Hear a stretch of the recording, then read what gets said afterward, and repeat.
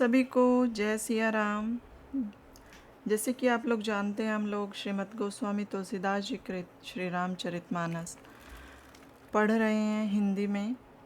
पिछली वीडियो में हमने पढ़ा था भरद्वाज मुनि प्रयाग में वास करते हैं, इनका राम चरणों में अत्यंत प्रेम है। ये तपस्वी शांत स्वभाव, जितेंद्रिय और दया निधान मोक्ष के मार्ग में बड़े प्रवीण हैं। माघ मास में जब मकर के सूर्य होते हैं और सब तीर्थ प्रयागराज में आते हैं, तब देवता धनुज, किन्नर और मनुष्य सादा त्रिवेणी में स्नान करते हैं और वेणी माघव के चरणों को पूजकर अक्षयवट का स्पर्श कर मन में प्रसन्न होते हैं। वही मन को मोहने वाला भरद्वाज मुनि का अत्यंत रमणीक आश्रम है। जो मुनिजन तीर्थराज में स्नान करने जाते हैं, वे सब वहाँ इकट्ठे होकर प्रातःकाल आपस में हरि भगवान के गुणों का ज्ञान करते हैं। उस संत समाज में ब्रह्म का निरूपण, धर्म की विधि, तत्व ज्ञान का वर्णन होता है तथा ज्ञान और वैराग्य द्वारा भगवत भक्ति की कथा होती है। इस रीति से मकर संक्रांति भर स्नान करके सब अपने अपने आश्रम को चले आते हैं। प्रतिवर्ष ऐसा ही होता है कि मकर स्नान करके मुनि लोग चले जाते हैं। एक बार जब मकर स्नान कर सब ऋषि अपने अपने स्थानों को चले गए, तब भरद्वाज ने याज्ञवल्क्य मुनि के चरण पकड़कर दृढ़तापूर्वक अपने आश्रम में ठहरा लिया और आदरपूर्वक चरण कमलों को धो पवित्र आसन पर बैठाया तथा पूजन कर उनकी सुकृति की प्रशंसा कर शुद्ध चित्त से मधुर वचन कहने लगे कि हे नाथ, मुझे एक बड़ा भारी संदेह है। आपकी हथेली पर संपूर्ण वेदों का सार रखे हुए पदार्थ की तरह है और आपके सन्मुख कहने में मुझे भय तथा लज्जा लगती है और जो नहीं कहता हूँ तो बड़ा अनर्थ होता है। हे प्रभु, संत महात्मा, नीति, वेद, पुराण और मुनि लोग भी यही कहते हैं कि गुरु से छिपाव करने से हृदय में निर्मल ज्ञान कभी नहीं होता है। यह सोच विचार कर मैं अपने अज्ञान जन्य संशय को आपके सन्मुख निवेदन करता हूँ। सो हे नाथ, मुझे निज जन जान दया करके मेरे संशय को दूर करिए। राम नाम का प्रभाव असीम है, यह बात संत, पुराण और वेद सब ही गाते हैं। उनको ज्ञान और गुणों की राशि, कल्याण स्वरूप, विनाश रहित षडैश्वर्य संपन्न शिवजी भी निरंतर जपते हैं और चारों प्रकार के अंडज, स्वेदज, उद्दीपज और जरायुज जीव जो काशी में मरते हैं, वे मोक्ष पद पाते हैं। हे मुनिवर, यह भी राम की महिमा है कि जिसको दया करके शिवजी उपदेश करते हैं। सो हे प्रभु, मैं आपसे यह पूछता हूँ, यह सब महिमा कौन से राम की है? हे कृपा निधान, सब बात मुझे समझा कर कहिए। एक राम तो राजा दशरथ के पुत्र थे, जिनका चरित्र संसार में विदित है, जिनने स्त्री के वियोग में कष्ट उठा रणभूमि में रावण को मार डाला था। हे प्रभु, जिसे शिवजी जपते हैं सो वही राम है अथवा और कोई? आप सत्य निधान और सर्वज्ञाता है, यह सब वृतांत ज्ञान पूर्वक विचार कर कहिए। हे नाथ, जिस रीति से मेरा ज्ञान मिट जाए वैसे ही विस्तार से कहिए। मुनि बोले कि तुम राम जी की प्रभुता को खूब जानते हो। तुम मन, वचन और कर्म से राम भक्त हो। तुम्हारी चतुराई मैंने सब समझ ली है। तुम राम जी के छिपे हुए गुणों को सुनना चाहते हो, इसी से अत्यंत मूढ़ की तरह प्रश्न किया है। हे तात, ध्यान देकर सुनिए, मैं सुंदर राम कथा कहता हूँ। अत्यंत संशय रूप विशाल महिषासुर को मारने के लिए राम कथा कराल कालिका है। यह राम कथा चंद्रमा की किरणों के समान है, जिसको चकोर रूप संत पान करते हैं। ऐसा ही संदेह पार्वती जी ने भी किया था। तब महादेव जी ने सब समझाकर कहा था। मैं अब शिव पार्वती के संवाद को अपनी बुद्धि के अनुसार कहता हूँ कि जिस समय और जिस कारण से हुआ था, उसको सुनकर मुनियों का भी विषाद मिट जाता है। अथवा हे मुने, जिसे सुनकर आपका विषाद मिट जाएगा। एक समय त्रेता युग में शिवजी अगस्त्य मुनि के पास गए। संग में सती के रूप में पार्वती भी थी। ऋषि ने इनको अखिलेश्वर जानकर पूजन किया। फिर अगस्त्य जी ने राम कथा वर्णन की, जिसको शिवजी ने सुख मानकर सुना। फिर मुनि ने भगवान हरि की भक्ति पूछी, जिसे शिवजी ने सुनाया। इस तरह महादेव जी आपस में रघुनाथ जी के चरित्र कहते सुनते कुछ दिवस तक वहाँ रहे। फिर अगस्त्य जी से आज्ञा मांगकर सती को संग लिए हुए चले। उसी काल भूमि का भार दूर करने को भगवान ने रघुकुल में अवतार लिया।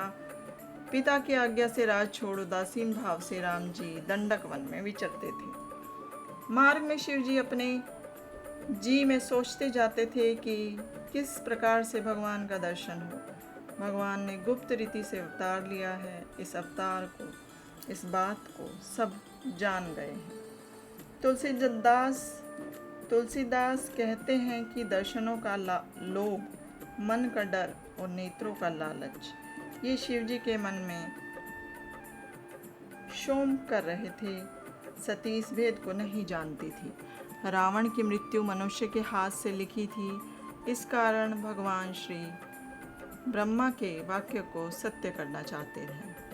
जो नहीं जाता हूँ तो पछतावा रहेगा, ऐसे अनेक प्रकार के विचार कर रहे थे, परंतु कोई बात ठीक नहीं बैठती थी। इस तरह जब शिवजी ऐसे सोच विचार में फंसे हुए थे, तब ही रावण ने जाकर नीच मारीच को संग लिया, जो कि तत्काल माया रूपी हिरण बन गया। इस तरह छल करके उस मूढ़ रावण ने सीता जी को हर लिया। उसको भगवान का प्रताप जी में मालूम नहीं था। हिरण को मारकर भाई लक्ष्मण को साथ लिए हुए जब भगवान आश्रम में आए, तब उसे खाली देखकर आंखों में आंसू भर गए। रघुनाथ जी मनुष्य की तरह व्याकुल थे। दोनों भाई जंगल में ढूंढते फिरते थे, जिसके कभी योग वियोग नहीं है, उनमें भी प्रत्यक्ष विरह दुख देखने में आया।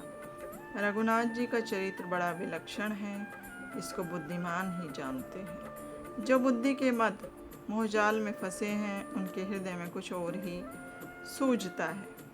उसी समय शिवजी ने राम जी को देखा और देखते ही बड़ा हर्ष हुआ। नेत्र भर कर उनको देख लिया, परंतु को अवसर समझ पहचान न निकाली। हे सच्चिदानंद, हे जग पावन, आपकी जय हो, यह कह शिव जी आगे चल दिए। सती के साथ शिव जी पुलकायमान होते जा रहे हैं।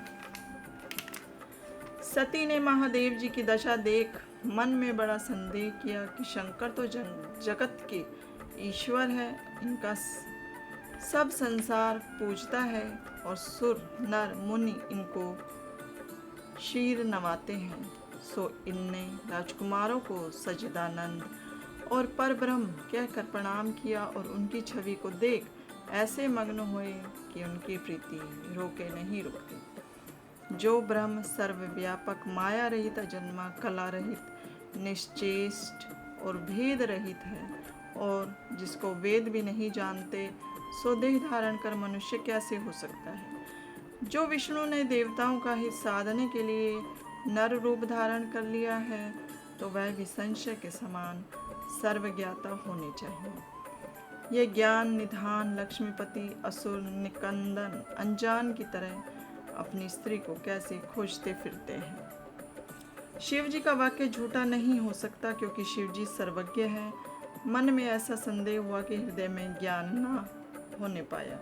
यद्यपि सती ने प्रकट में नहीं कहा, पर शिव जी सर्वज्ञ थे, सब जान गए और बोले, हे सती, तुम्हारी स्त्री स्वभाव है, अतः हृदय में कोई संशय मत करो। जिनकी कथा अगस्त्य जी ने कही और जिनकी भक्ति का निरूपण मैंने किया, ये वही श्री रघुनाथ जी मेरे इष्ट देव हैं, जिनकी बड़े बड़े मुनि सदा सेवा करते हैं।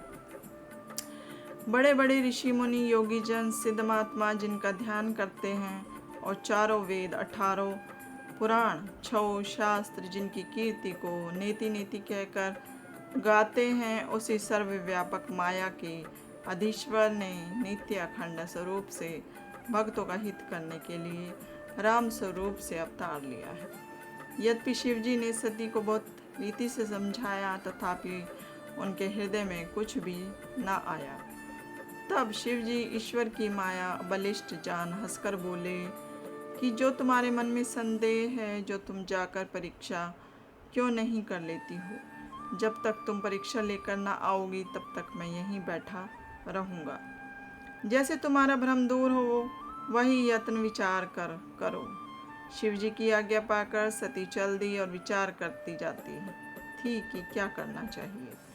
इधर शिव जी ने मन में सोचा कि सती का कल्याण नहीं है, मेरे कहने पर भी संशय दूर नहीं होता है, तो प्रकट है कि विधाता प्रतिकूल है। होगा वही जो राम ने रच रखा है। वाद विवाद करके बात कौन बढ़ावे। ऐसा कह शिव जी राम नाम जपने लगे और सती वहाँ पहुंची जहाँ सुख सागर प्रभु थे।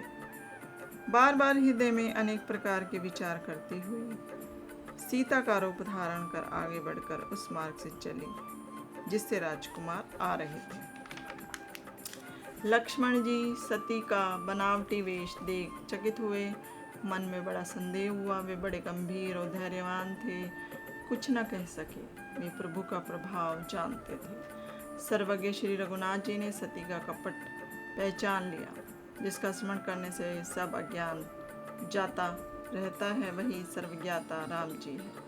वहाँ भी सती कपट किया चाहती है। स्त्रियों के स्वभाव का कैसा प्रभाव है। तब अपने मन में मेरी माया बड़ी प्रबल है, ये कहकर मधुर वाणी से राम जी बोले। राम जी ने पिता समेत अपना नाम ले हाथ जोड़ प्रणाम किया। फिर पूछा कि महादेव जी कहाँ हैं और तुम वन में अकेली कैसे फिरती हो। राम जी के इन कोमल और गूढ़ वचनों को सुनकर सती के मन में बड़ा संकोच हुआ और भयभीत हो हृदय में सोच विचार करती हुई महादेव जी के पास चली गई। मैंने शिव का कहा ना माना और अपने अज्ञान से राम के पास चली आई। अब मैं जाकर क्या उत्तर दूं? यह तीव्र दाह सती के हृदय में वेदना करने लगा। जब राम जी ने जाना कि सती दुख पाती है, तब कुछ अपना प्रभाव दिखाया। मार्ग में सती ने क्या देखा कि राम, सीता और लक्ष्मण आगे आगे जा रहे हैं। फिर पीछे देखा तो भी सीता, राम और लक्ष्मण देखे। जिधर देखती थी उधर ही प्रभु विराजमान दिखाई देते थे। ऋषि मुनि सेवा करते दिखाई देते थे। फिर एक से अधिक प्रभाव वाले अनेक ब्रह्मा, विष्णु, महेश देखे और संपूर्ण देवता विविध वेश धारण किए प्रभु के चरणों की वंदना करते दिखाई दिए। अनेकों सती, ब्राह्मणी और लक्ष्मी अद्भुत रूप वाली देखी, जिनके वेश ब्रह्मादि देवताओं के अनुरूप थे। इधर उधर जितने राम जी के रूप देखे, उतने ही ब्रह्मादि देवता अपनी अपनी शक्तियां सहित देखे। संसार में जितने भी चर और अचर जीव हैं, वे भी सब दिखे। अनेकों वेश धारण किए देवताओं को प्रभु की पूजा करते दिखा, परंतु राम जी का दूसरा रूप नहीं देखा। सीता सहित बहुत से राम जी देखे, परंतु उनका एक ही वेश था। जिधर देखा वही राम, लक्ष्मण, सीता दिखाई दिए। यह सब सती भयभीत हो कांपने लगी। शरीर की सुध बुध जाती रही और आंख बंद करके मार्ग में बैठ गई। दक्ष कुमारी ने नेत्र खोलकर देखा तो वहाँ कुछ भी दिखाई नहीं दिया। तब श्री राम जी के चरणों में बार बार सिर झुकाकर वहाँ गई जहाँ शिव जी बैठे हुए थे। पास पहुँचने पर शिव जी ने हंसकर कहा, कुशल तो हो? और यह भी पूछा कि तुमने राम जी की परीक्षा किस रीति से ली? यह सब ठीक ठाक कहो। आज के लिए इतना ही। हम नेक्स्ट वीडियो में इससे आगे पढ़ेंगे। तब तक के लिए जय सिया राम।